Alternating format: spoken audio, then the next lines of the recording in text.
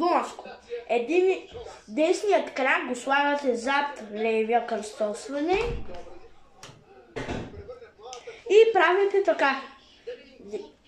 Раз, два, три, четири.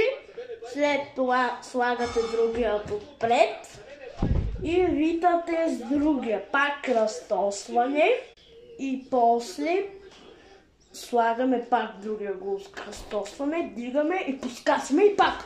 Да, две. Така.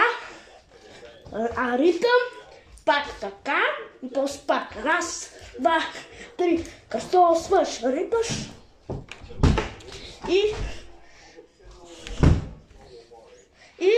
след това... След упражнение върте. Напишете в коментарите кое може да се върти най-добре и до колко секунди е останало да се върти. Готови? Така, сега с пускачване и ръце на кръста. А сега с кръстосване. Така. А сега с кръстосване и после пускачване кръстосване. Да се въртите. А сега с правене така. Сега,